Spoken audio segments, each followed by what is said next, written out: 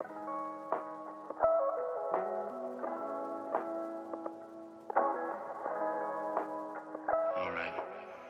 I'm Dave, and on this episode of TRP Tech Talk, I'm going to show you how to replace your lever blade and bushings on your TRP mountain bike brake. Here's the tools that you're going to need. 1.5 millimeter Allen, 2 millimeter Allen, small flathead screwdriver, small punch, pick, new lever blade, new lever bushings. Well, why would you need to replace your lever blade or bushings? Well, possibly you crashed and bent or broke your lever blade, or the bushings are starting to show signs of wear, creating an up and down slop in the lever blade. Now, for demonstration purposes, I've just got a lever. You do not need to remove the hose from the lever to do this. However, we do recommend removing the brake lever from the handlebar and finding yourself a flat working surface. Well, let's get to it. So to start, we're going to take our lever and we're going to take that reach adjustment knob. We're going to dial that reach adjustment knob counterclockwise to bring the lever blade closest to the bar. That's going to expose the small 2 millimeter set screw that holds the pivot pin in place.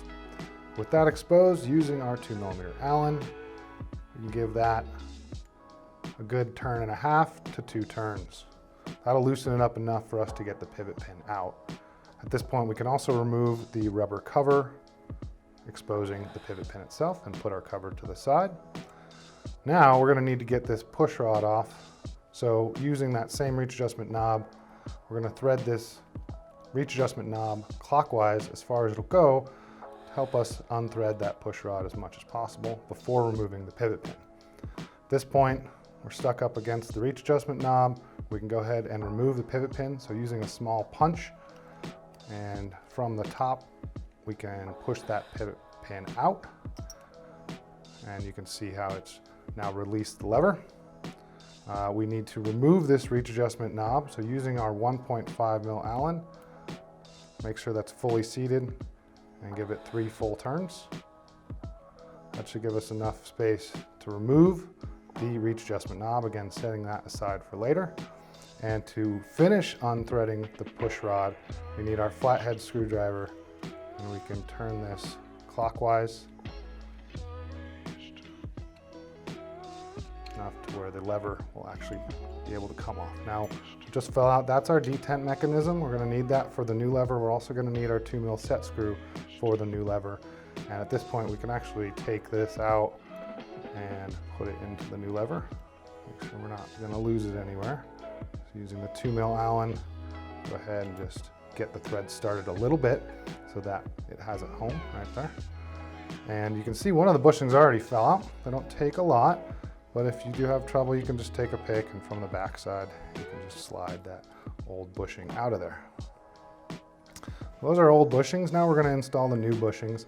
To do this, move that push rod out of the way. We're going to want the hole that it goes into to be flat and level. So I can take that kind of top hat shaped bushing and then slide it into that hole. And I'm going to hold that in place with my finger while I do the next one. So again, flipping that lever so it's flat and sliding the bushing in. Sometimes they don't go in the first try, it's all right. And then once you get both of them in, using your finger, you can kind of hold those guys in place. Taking our new lever blade, we've already installed the set screw. We're going to orientate that lever blade so that the part that sticks out of the detent mechanism faces up. And we're going to slide that through the lever body. Make sure that's seated. So that's going to stick up, perfect. I'm going to take those and I'm going to slide those onto the push rod through the threaded hole. All right, now we can actually just rotate that lever so it's holding the bushings instead of my finger. And those holes don't align up quite yet, so we do need to use our flathead screwdriver and turn the push rod counterclockwise to thread it onto the detent mechanism. Start to hear some clicks of the mechanism. We need enough room to install our reach adjustment knob later. We can actually go ahead and install the pivot pin through that lever, lining up those holes. And if This doesn't go in super easy. You can use a table or a punch. And I want to make note of where the push rod, the pivot pin needs to sit.